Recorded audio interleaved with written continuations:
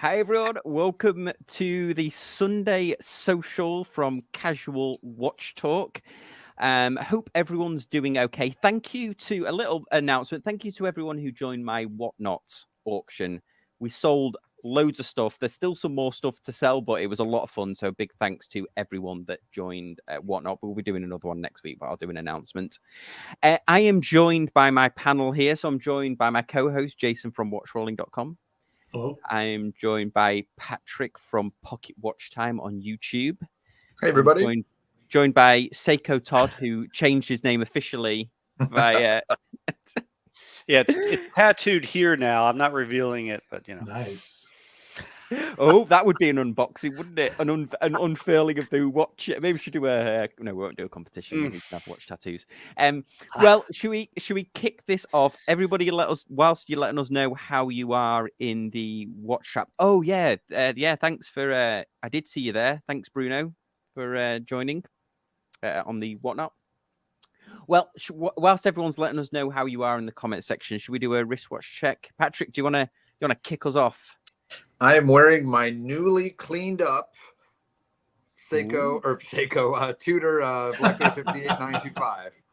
So I just made my 1 year ownership watch video, and as a part of the video, I cleaned it up. So I took off all the tarnish, and it is back to its original sparkle, which I said, if you want to see the before and after, I'm getting the nods.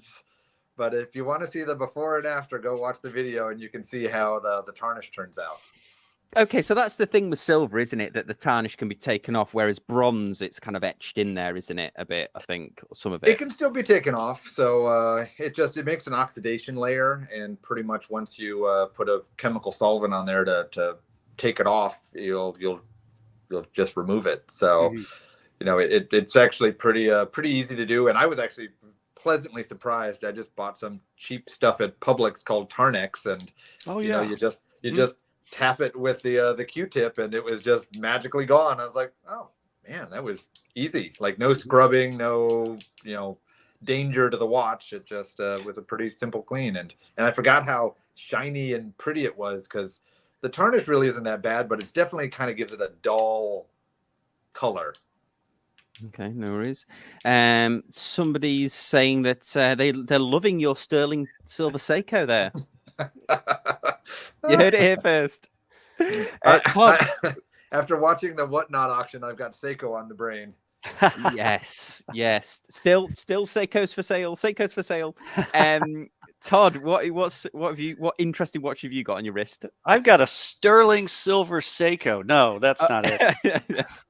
That'll come later. But what's on my wristband today has been, I put the Carl F. Bucherer back on the annual calendar chronograph. Oh yeah.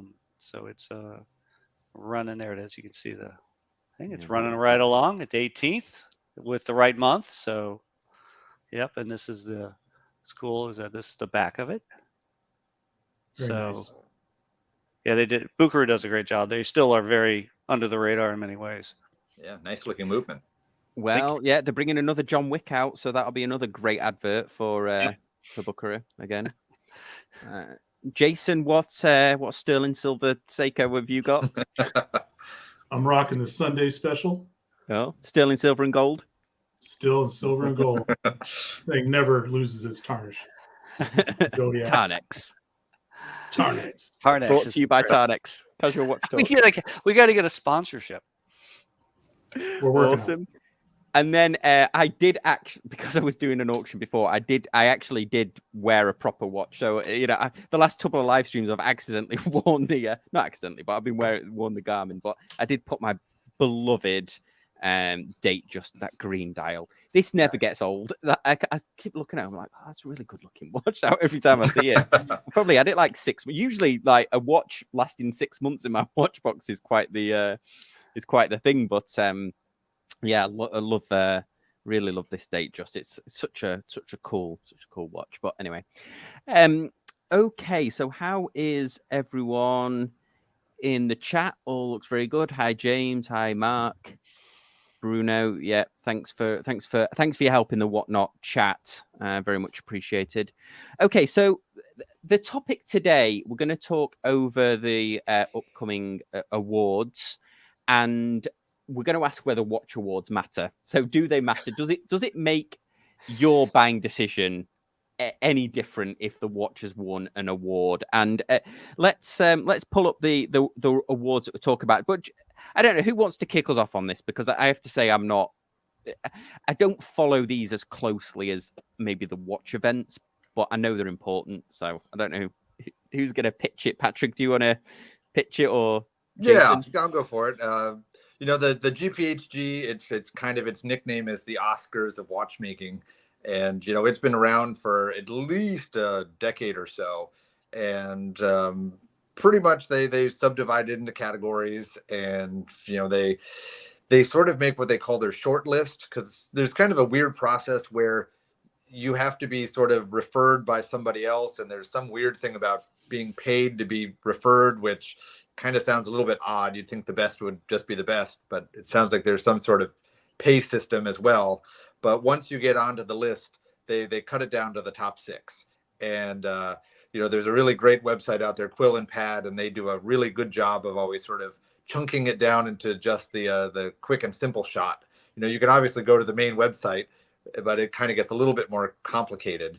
And you know, the Quill and Pad version is great. I'm gonna make a little commentary about it this upcoming week on my channel. Mm-hmm. But you know, they put it into simple categories, ladies and complication ladies, and then they have sort of some fun categories. But it's always just kind of fun to see what's on the list and find out, you know, what the watch community thinks is the elite of the elite. Yeah, this kind of reminds me a little bit of when you like when new fashions come out and they have the runway.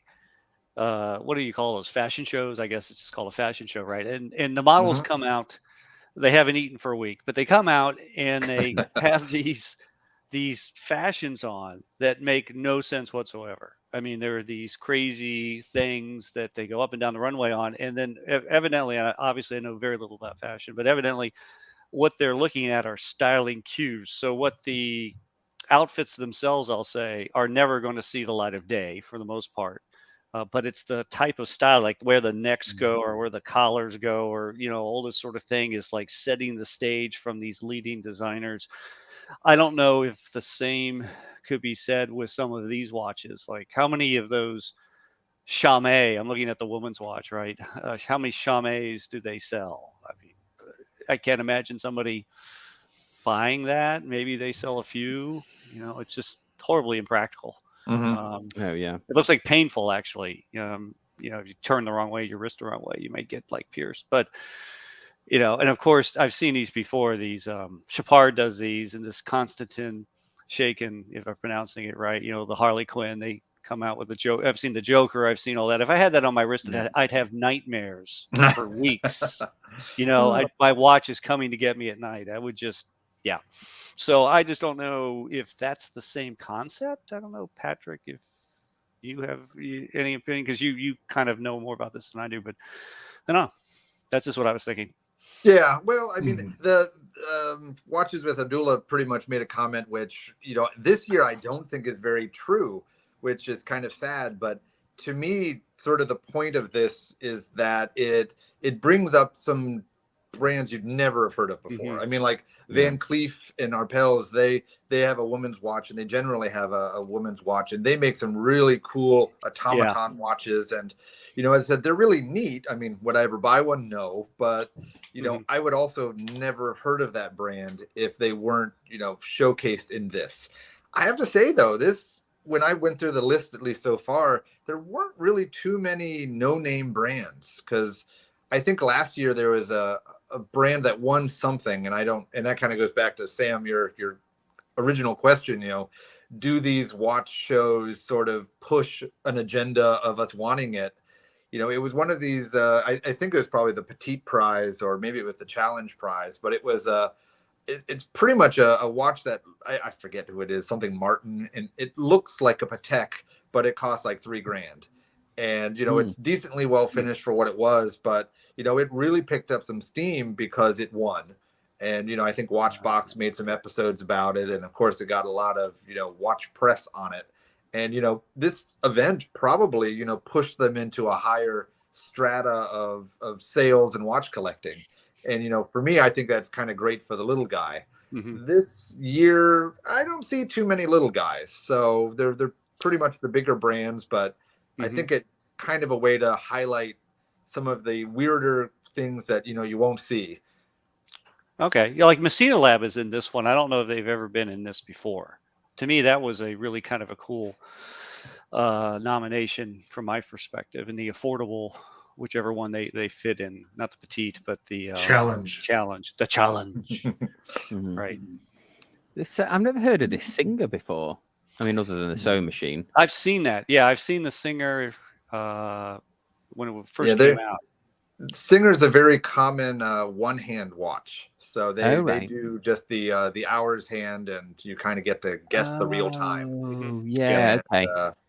so they're not overly popular, but I think actually Singer's watch manufacturer was the manufacturer for the really fancy Moser Streamliner chronograph. So I think they're a really good movement manufacturer. I just don't think I really care for their watches that much. Yeah. Yeah. So somebody's Roar the Tiger saying Van Cleef and Arpels is a giant in the luxury. Mhm. Yeah, they're massive. Yeah, Right. yeah. I thought there's some interest. There's Gerard Perregaux, kind of, Hamilton-esque. Mhm. What, or is it Bolivar that did this? It I was wouldn't- it was No, Hamilton has Pulsar. one. It was Pulsar. Pulsar originally, which was bought by Hamilton. Yeah. And then I believe it may be under Bolivar's wing now. I'm not quite certain where Pulsar fits anymore, but yeah, it was somewhere around there. But it was originally a Pulsar. Yeah. This is $4,500. I can't. Anyway. It's Gerard Perregaux. Of course, it's Yeah. $4,500. But you can get almost, well, anyway. I'm going down a rabbit hole where yes, you can get the look of multiple watches at cheap. So we'll move on from that. Buy that Hamilton for $350, and it's an awesome deal. Well, the cool thing though, that GP is it's a ceramic case and bracelet. Oh.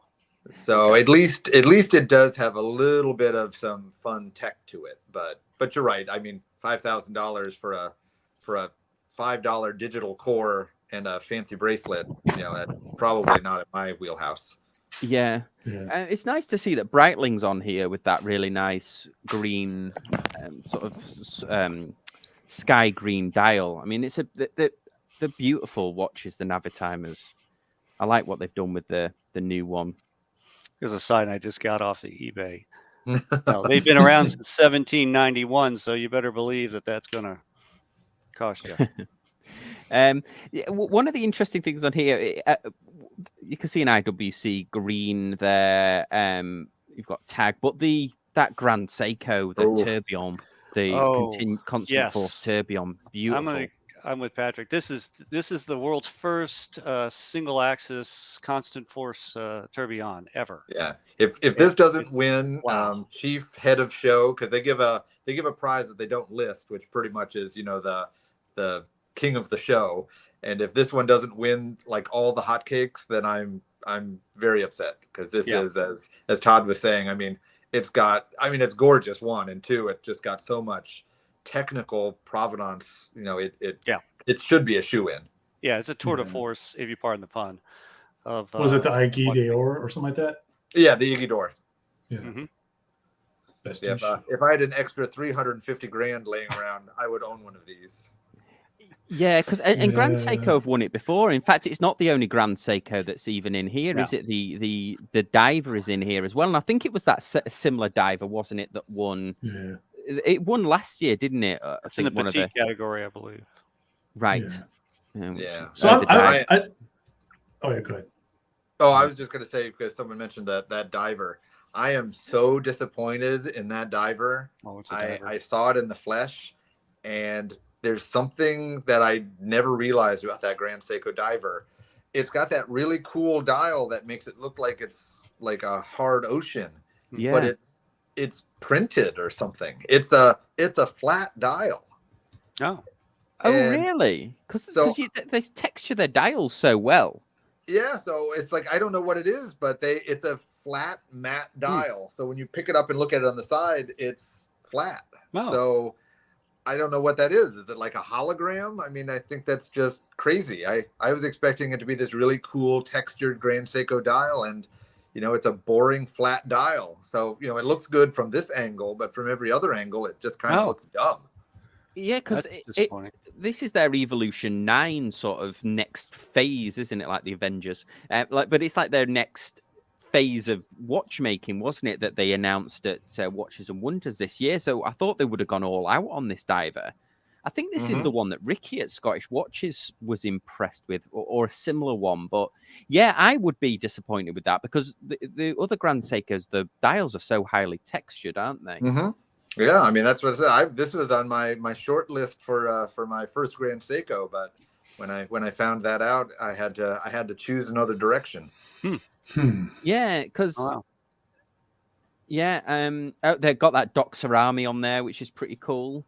That I got a beef with a couple of these lists, just off the top of my head.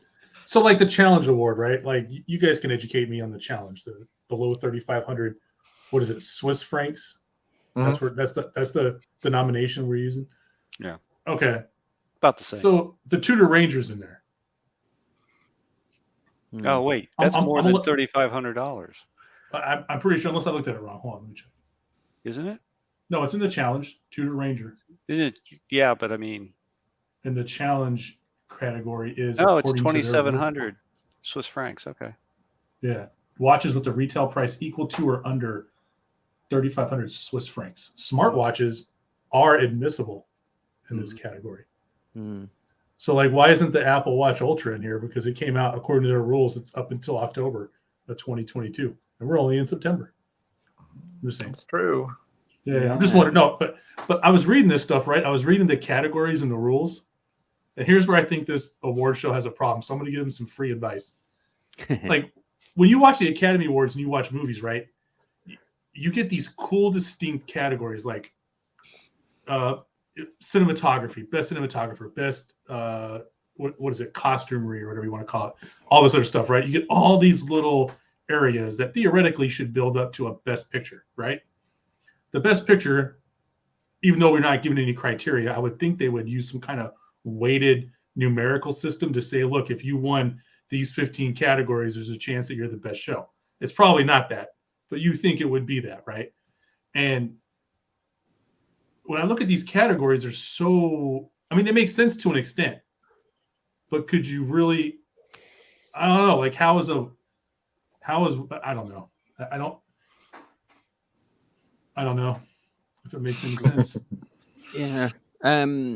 Well, let's have a look at some of these divers because these are interesting, aren't they? I mean, this RTA depth gauge one, I mean, that is cool, but they also make one that's got a completely sapphire case, so that might have been, maybe that could have gone in the in the sort of craftsmanship category or whatever it was called. But I know Pete from Not So Obvious Watches will be ecstatic that the Breitling that we argued so much about with the ridiculous minute hand got in there. So.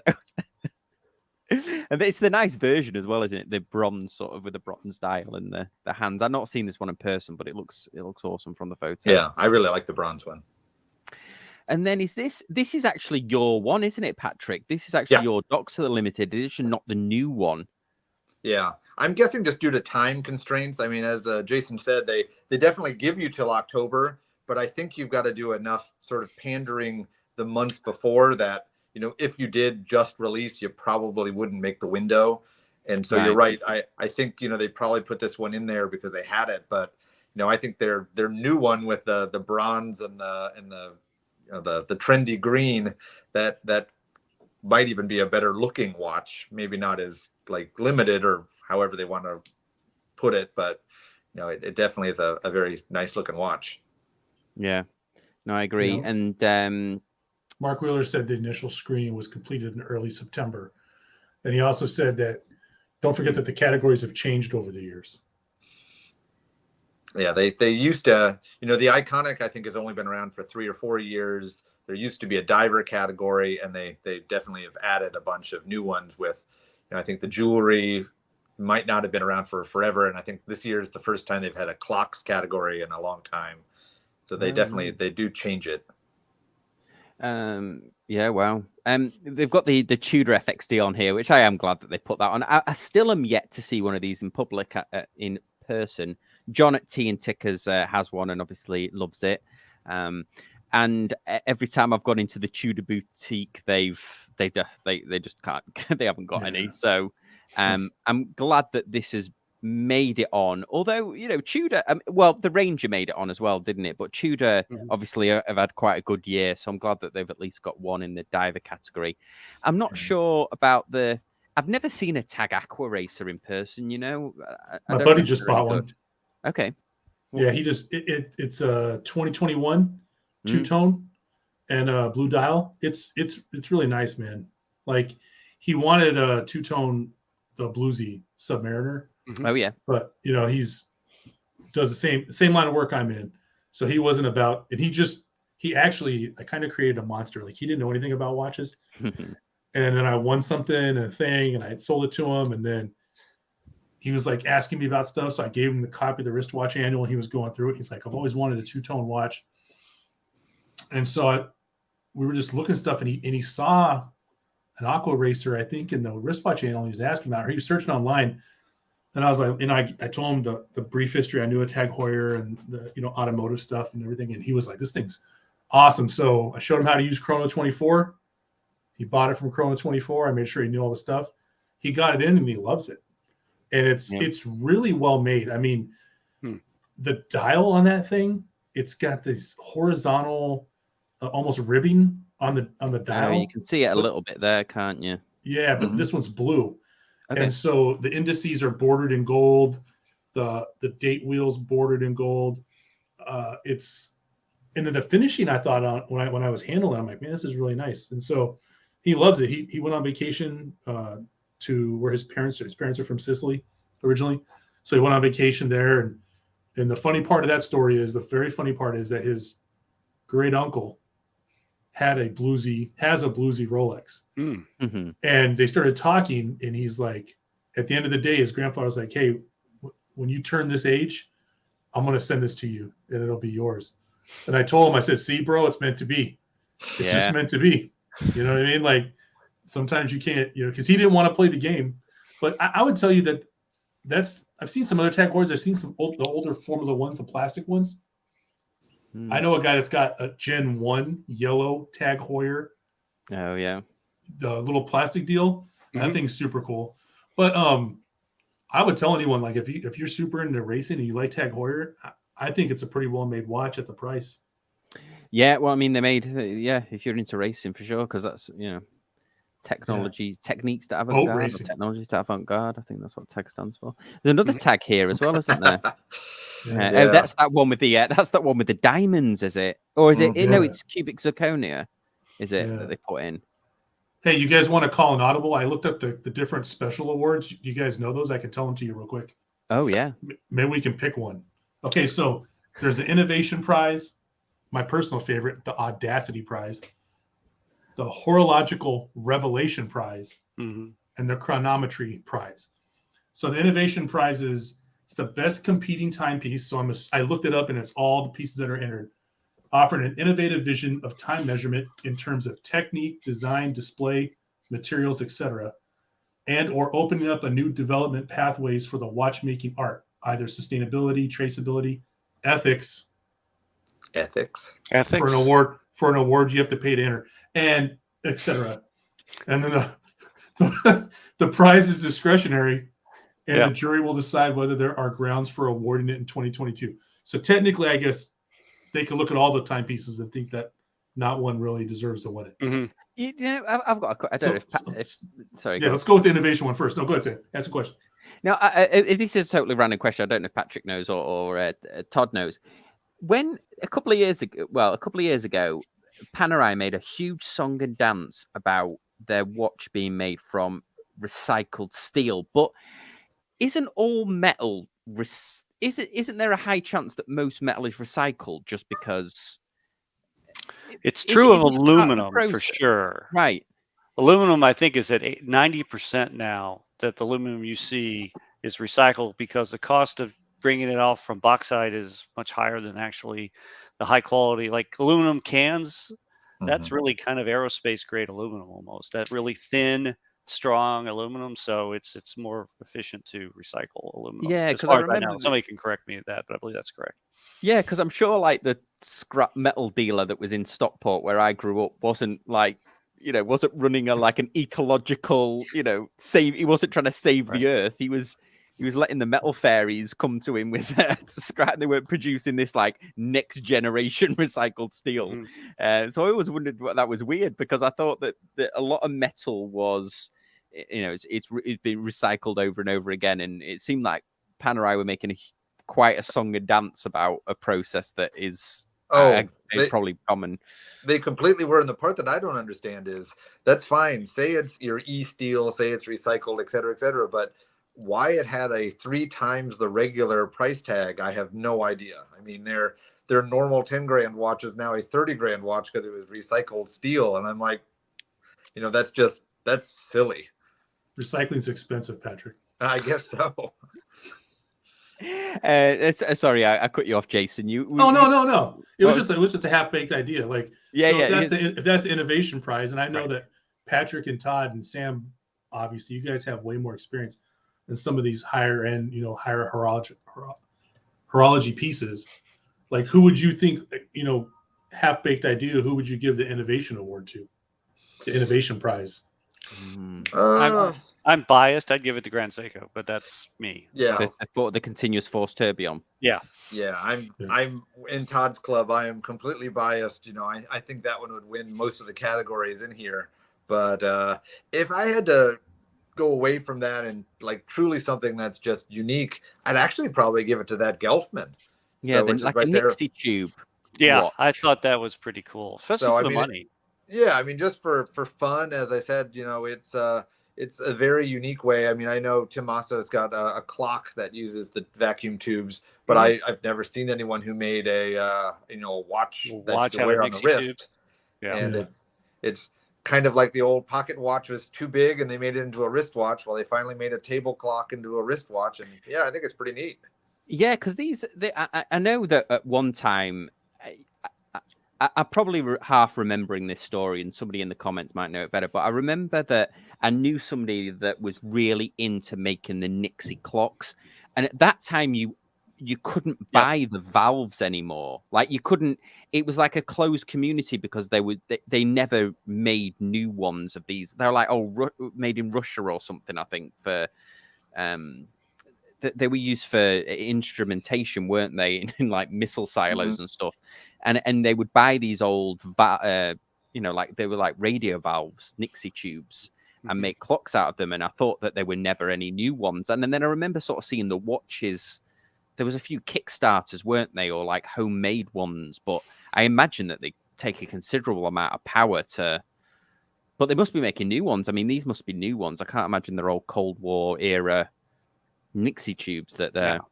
They've got to be. Well, I would tell you, they're probably new, but back in the day when they used to make stuff, once they got it figured out, I mean, it's pretty easy to replicate.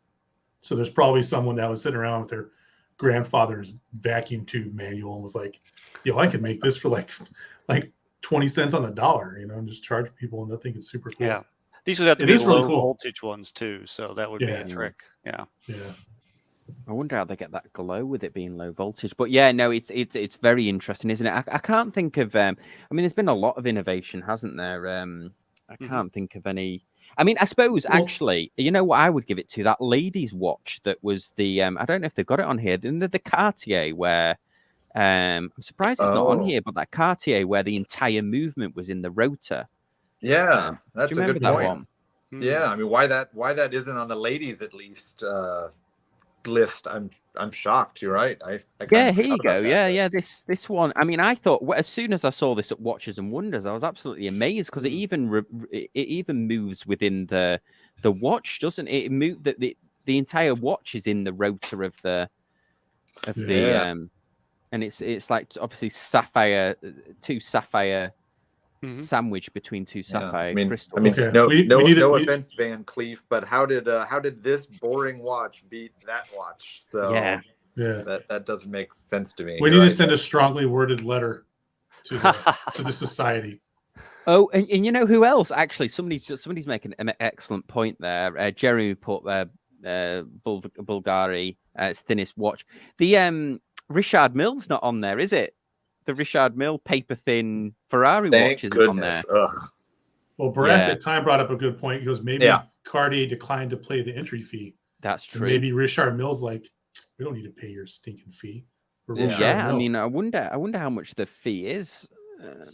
Yeah, well, that's what people say. I don't know this to be true, but that's why I don't think a Rolex has ever been in this at all, because I just don't think they play. I think they pretty much just like, we're not in it.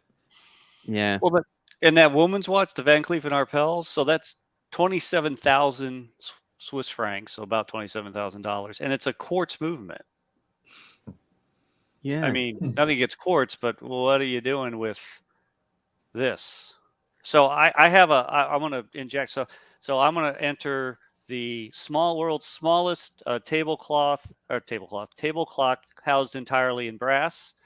I nominate my vintage full of tuning fork clock. It's entirely solid brass. Huh. Oh, wow. And I didn't know they did that. It basically has the watch movement in it. They made a clock out of it. They sell these once upon a time. I got this on eBay, and it's just been rebuilt. But you can see it's the space view basically with just in a clock. And it's a tiny little thing. I mean, here it is, compared to my glasses. Yeah, that's cool, though. I didn't know they made a clock cool. out of it. Yeah, I've been researching it. So, and my love for electronic, like timepieces and stuff like that. So it sits in front of me right here. So I nominate that as the best brass small table clock. I don't know. Michael's making a joke. Is it super quartz? Well, you would think it would be super, as in it runs on kryptonite, but yeah, it won't be. It probably super quartz thermocompensated maybe. Yeah. So I'm glad to see this Breitling, the cosmonaut. We talked about this, didn't we? Yeah, I like that one. Yeah. Yeah, I've always liked Navitimers. Yeah, and that's the one with the 24-hour, the 24-hour dial, 24-hour hands. So it's like the old style, right? Yeah, this is that one, the actual one that they developed for that. I forget his name now, the astronaut. Sorry, somebody will correct me in the comments. Oh, no cool. problem. Well, that was pretty interesting. Is any other watches on here that stood out to anyone that you wanted to? Well, I'm a kind of the chronograph guy too, and so the chronographs, a lot of them I really liked. I mean, I wouldn't necessarily buy, even if money wasn't the issue, but I just thought there were some of these were really, really crazy and innovative, I thought. But like I always love MB&F. MB&F is one of those things I can love from afar because I never would pay the price for one of them anyway, but I just love their engineering, and that chronograph is just super cool. I mean, it's not legible. It's kind of like a Zenith Phi in some ways. It's more of a design exercise in many ways, but it's just a dynamite looking to me. I just dig the engineering. I mean, what is it? Yeah, it's 172,000 Swiss francs, so it's not going to enter my collection anytime soon. But it dual chronograph caliber, incorporates 2 column wheel chronographs and patented internally jeweled vertical chronograph clutches. I mean, just crazy, as usual, MB&F, just crazy engineering involved in this. I've always appreciated their thing. And this is actually less crazy. I mean, the case shape is less crazy than like the frogs or the UFOs or the your other ones. Yeah. Well, this is part of their Evo line, which is their quote unquote sports watch. So it's on a rubber strap and is supposedly relatively water resistant and shockproof, so that you could actually wear this like a real watch versus those those time machines, which that's just art on the wrist. And yeah, I like it when you guys share stuff like this, because I look at it and I think, man, I don't know anything. I'm so far like even if I won the lottery or something, I'm so far away, because I look at it and I'm like, yeah, I can see what some of the basic stuff is, but it's like, man, it's so, I don't know, man, it just blows me away. Yeah, No, Yeah, no. well, just- let's turn Todd away from the dark side, and can you click on the watch that was next to it, the Gronefeld chronograph? that's another Yeah, one. absolutely. We've got some cool. Actually, yeah. Thanks, Roar of the Tiger. It was Scott Carpenter was the astronaut that I was thinking of, and then Mark's been doing some sleuthing, and he says second round fee is 6,000 Swiss francs. I mean, Oh, even that's if it not was, anything. yeah, even if it was 60, I'm sure Rolex. That's like a drop in the ocean, isn't it? For if they Yeah. it's principle over francs. But yeah, that Lewis. Gronefeld right next door up there in the Mm. top right. Oh, sorry. This, So yeah, wow. Well, Yep. show the back. That's going to make Todd just drool. That's like a Oh, my gosh. python skin leather. Yeah, Wow. they made a tantalum chronograph, so obviously it got my attention. You But got your attention. that thing is insanely beautiful, Oh, but it also is. insanely expensive. It is. What's the advantage of tantalum again? Is it even stronger than like the high grade stainless steels? Is it or what? Yeah, it's stronger and more scratch resistant. It has the heft and feel of gold, but the strength of almost titanium. So it's just a strong, heavy, rather pretty metal. And so it's more for fashion's sake, strong and beautiful, versus gold, which is strong and weak. Okay. And is it an alloy or is Nope, it's its own Wow. metal. Wow. Yeah. Atomic that's number cool. 73. But Yeah, there's only one of 25, so we better line up now if we want to get one. Speaking of Yeah. FOMO, This Yeah. looks pretty insane, doesn't it? As well, I like this that one Louis too. Monet Time to Race. hmm Incredible loom. So what's the 18 for? Do any race fan people? Oh, actually, there it's an 8. So does it change? Oh, if that's the date. Or Huh? oh, that would be interesting, wouldn't it? Why? How would it possibly do that? Or maybe it's a limited edition, and each number gets its own. That would be pretty funny. That would make more sense. Yeah. But yeah, I was thinking that was like a nod to a sports car that I don't know anything about, but maybe not. So here it says, collectors Oh, are yeah. able to personalize their model by selecting 1 or 2 digit lucky numbers that appear on the hour and minute subdial. That's wow. totally worth the price. That's totally worth the price. Mm-hmm.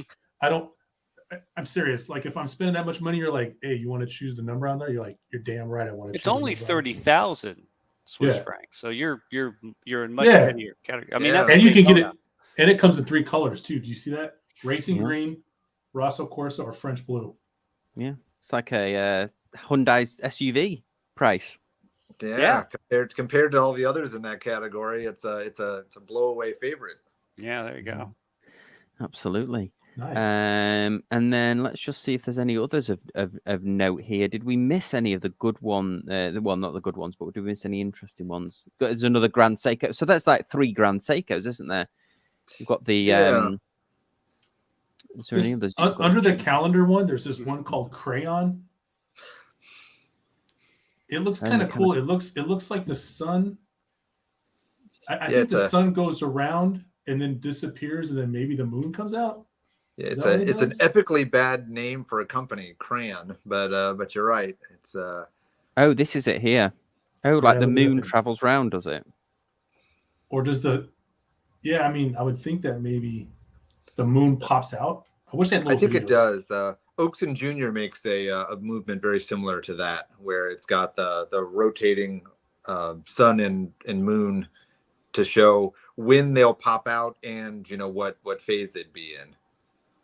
Yeah. So this travels round. This is this entire moon travels round the moon phase. Mm-hmm. Or maybe it says midday and midnight on it. So I wonder whether it travels round in a full rotation every 24 hours. Well, what it should do, if it's like the Oakson Jr., I guess it'll calculate day and nighttime. So actually, those wheels will change, so that when the darkness is greater and when the sunlight is brighter in the year, and so technically it's like not only just a day-night indicator, but I mean it's a true sunrise sunset indicator, and it's a pretty cool complication. Wow. Yeah. Um, Well, yeah. I'm sorry, Yeah. real quick. If you really want to spend some money, click the very bottom right, Van Cleef and Arpels Fountain au Assaut Automation. If I can really use bad French, so go all the way to the So, bottom. There you go. Oh, oh, yeah. oh, I was Yeah. just looking at these. Look how much this costs. 5 to 10 million. So these birds obviously move. They actually are known for this, aren't they? Van They are Cleefs known and for this. This Arpels, is yeah. where some. I mean, it is a brilliant execution of engineering and materials and what have you. Sam, didn't you auction that car off in your live stream earlier on the previous page? This The one, Pay 1839. the Countach, yeah. Oh, I thought you auctioned off the Pay 1839. Yeah, This Yeah, one yeah. here. Sorry, everybody that's watching. I thought it was a different car. I got them mixed up. I Wow, love that this. does look. It's beautiful. Yeah. But yeah. Oh man. So, but it said, I guess the event's happening in November, so we'll see who all the winners are, and I'm sure Yep. we'll keep everybody posted. But I think it's always just a fun thing to just keep an eye on and see what's trending in the world of watches. Yeah, Yep. absolutely.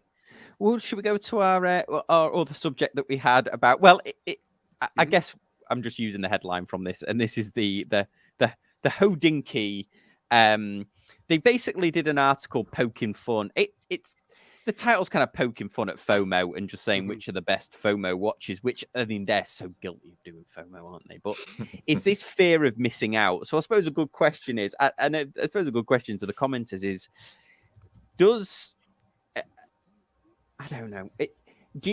I think everyone suffers from FOMO, don't they? And are watch companies overplaying the hand with it a bit too much? Or I don't know what's everybody does. Is it exciting for is FOMO exciting for you, or is it stressful if it's a watch that you really want? Or do you think watch companies should just be like, yeah, this isn't limited edition, this is a production model, you can buy as many as you like?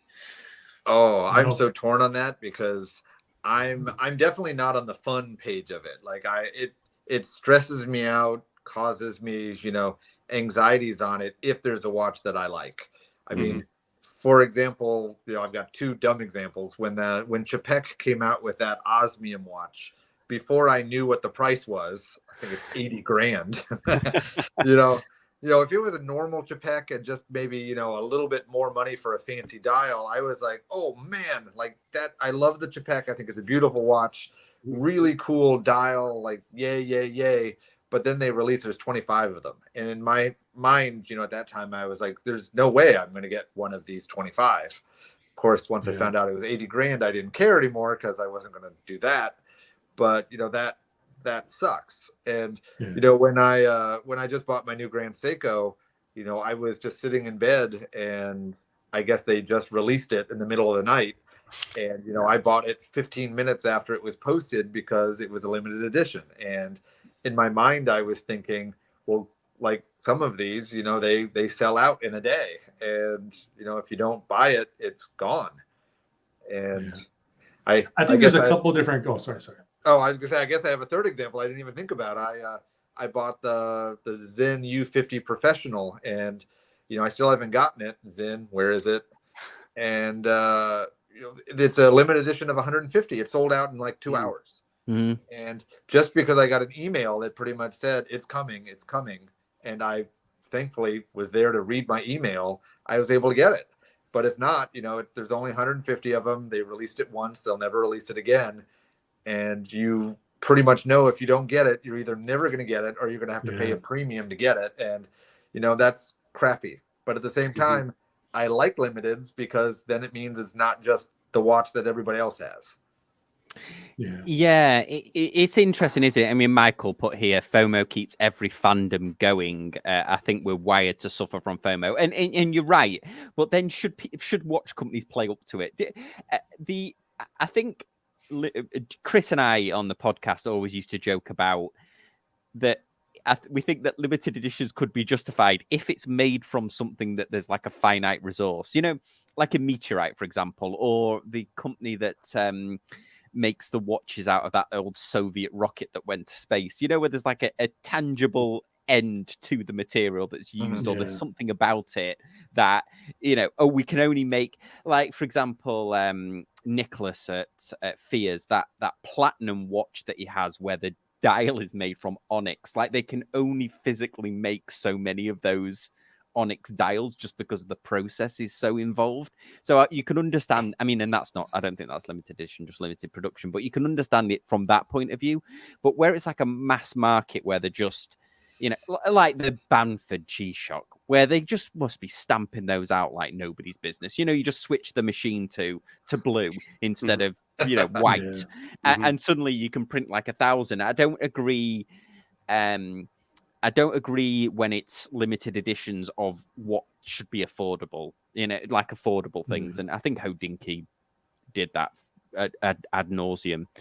But having said that, I suppose there is an argument that if it's a company like Hodinkee and they have to commit to buying a certain amount, if they have to say, look, if you want a limited edition, if you want a version of this, you have to buy 5,000. So they're like, okay, well, we'll buy 5,000 and that'll be the limited edition. Then maybe that's a justification for it. But I don't know, Todd, what do you think about the old FOMO?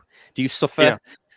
I suffer. Yeah. So we talked about this briefly ahead of time. So I brought, well, actually the Bucherer is a limited edition. It's a numbered edition. It's a heritage annual calendar chronograph, but that didn't influence my decision at all. So I have both of these. So this is the Seiko Dawn Gray series. And so this right here, this is the Samurai. I want that one. It's numbered on the back. I forgot what this one is. It's 1,522 out of 2018. So these aren't really, you know, very rare. But now this one is an interesting story. See, these were only released in Europe when they came out, and so I happened to have a trip planned to Belgium, and I went and called or emailed a bunch of Belgian jewelers, and I found somebody that had one that wasn't spoken for, and we did a train trip out there, and I bought it. You know, Nice. and it wasn't terribly expensive. It was a little bit more than your average turtle, but it wasn't too bad. This one is probably my nicest one. So this is my Omega CK2998. It's the 2018 edition. And of course, they have 2,998 of them. And mine's actually only numbered 151. Oh. So it's a pretty early number. And I got lucky when I found this one. I bought it new, but it was buried at the AD. But, you know, it's one of those things. Yeah, in some ways, you know, the FOMO is strong. The force is strong with that. And so I suffer it a little bit more when I find a rare vintage piece that comes up for sale. That is more of a FOMO for me than necessarily something numbered or something newer. Yeah. I think that's an important thing to remember, right? It's like we were talking about this. I think there's like a whole lot of criteria that goes into this FOMO that we as watch enthusiasts don't give ourselves credit for the knowledge we have, right? So there's like Todd just said, there's the FOMO of like, oh man, this was only sold in a certain location. I'm going to be in this location. I need to knock this out if I can get it. There's Patrick's whole, you know, I have no idea when they're going to release this thing. I wake up, I got an email, I got to get on it now. But a lot of that is maybe you have experience with the brand before. So you know that I can blindly order this online when it becomes available, and I don't have to worry about too much, right? So the fear of missing out is literally the fear of just missing out. Like you don't get it. You know, you're not worried about anything else. Some of that FOMO for certain things is like, I think it's not just fear of missing out. It's maybe you've never purchased something from that company before, or you have no idea the quality of like the company they're collaborating with or something like that. So there's, I think, a lot more anxiety for people in that than just missing out. I think people kind of take FOMO and throw it into one, and they don't realize it's a whole batch of stuff. You know what I mean? Because like if dude, like that Seiko Samurai you got, Todd, I swear.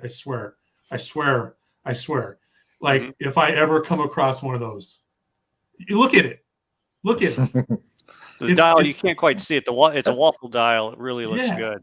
I know that's exactly a lot of what orange it is. for you, Jason. That's a lot of but orange that's my fun gray watch. You know what I mean? Yeah. And I love Samurais. I love Samurai cases. But I know for me, as I've started to learn more and more and more, I've seen stuff pop up, and I'm like, nah, I'm good. I mean, I think it's beautiful. I would love to have it, but either I don't have any practical experience with it, or I've learned too much about who they're collaborating with, or I haven't been around someone that can speak to the brand to where a lot of my FOMO has been wiped out. And the worst FOMO I ever had wasn't even for a timepiece I picked up. It was for that Mondane I got my wife. That night I was scrolling through eBay and I was like, dude, if I don't put an offer on this thing, I'll never see this again. Yeah. You know, the dual time, I was like, I'll never see this thing again. And that was real. Like when I woke up, it was real. I was like, oh man, I want it. Yeah. You know what I mean? Yeah. And, you know, Pete's put an interesting thing here. He's put it's basic sales. You've got to give people a reason to act now. And yeah, I mean, in sales, we call it the compelling event. Like, what is the compelling event that's going to make the customer move to a sale? But I think when it's watches that you know are going to, the Moon Swatch, for example, like, well, no, maybe that's a bad example, but I mean, Sam, it's a good example because initially, I can tell you right now, like my buddy just wrote an article for my blog, and we're going to publish it about his whole, and he's the guy that I helped get the Scurfa and the Zodiac, and he really wanted one. Like his kids thought it was cool. They were going around. They went on vacation. He went all the way from here, all the way up to Maine and back, and stopped everywhere you could stop at. I mean, you're talking New York City, King of Prussia Mall, like all these places, and they all told him no. And he wrote, you know, and it was such a bothersome event because his son was like in tow with him the whole time. I don't want to give away the punchline, but long story short, he wrote a whole article about how he couldn't get this stinking $265 watch.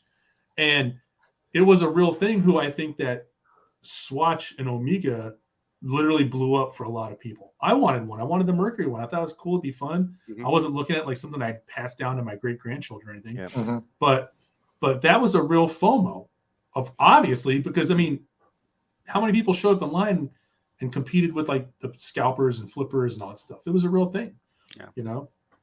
Yeah. And you're right. I mean, that FOMO for me for the Moon Swatch turned sour very quickly. Like I wouldn't, if somebody offered me one now, I wouldn't buy it. No. Well, and it's messed up for someone who could have, and it's messed up because it's an affordable timepiece. And you take something that a bunch of people should be able to have, you know, if they want to pay for it, they should be able to have it and experience that. And then the company, I'm going to say it, takes that and ruins it.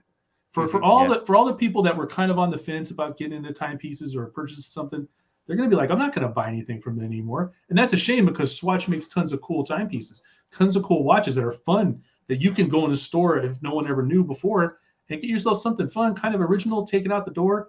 And it's a cool little timepiece. And it's almost like preying on people it is. who want to go get an affordable timepiece. Yeah, that's what I always felt about Hodinkee was that actually Mark Wheeler's put here, FOMO, I have plenty of watches. If I miss one, there'll be another coming along. But you don't feel that at the time, though, do you? I mean, it's like saying there's plenty more fish in the sea, but you certainly don't feel that.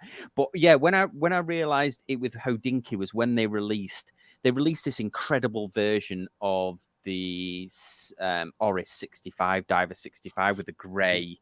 I forget what they call it, but it was like, it looked vintage. It had like a grey, real nice grey dial to it. And they like blasted, they like sold in like 30 seconds. And it was really good. And I thought, wow, there's a difference between, you could argue the 65 isn't affordable, but they did it with like Swatch, they did it with G-Shocks. You think, wow, when they start messing around with the affordable end of the market, it's different when it's, this is a Omega that there's a limited edition 5,000 of or something like that, where you think, okay, you understand that it's a risk for Hodinkee to make it or to order that many.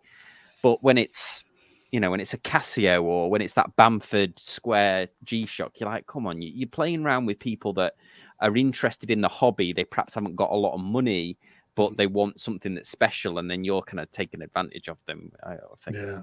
I feel that way about certain editions too, special editions where there's one watch I really, really like that I would get that's associated with a famous baseball player who did a lot of humanitarian stuff when he was alive. And I understand that the timepiece that they're making now with the company goes to some charities, but I feel like the price point's ridiculous for that watch based off who the player was. And everyone in the panel probably knows which timepiece I'm talking about. The guy was a hero of mine growing up as a kid. Like, I idolized him. I played right field. You know what I mean? And to take this watch, all I can think of is all the kids that didn't have a lot of money who were like me growing up, where if you had made an affordable version of that timepiece. And keep the higher end one that's around $2,000, but $2,000 to me was an insurmountable amount of money when I was young. Yeah. And if I was like a high school baseball player and I mowed lawns on the weekend or something like that, and I want to get it, you know what I mean? I can't get it. And all these people that, and hats off if they have an association, hats off if they're from that background and all that stuff like that.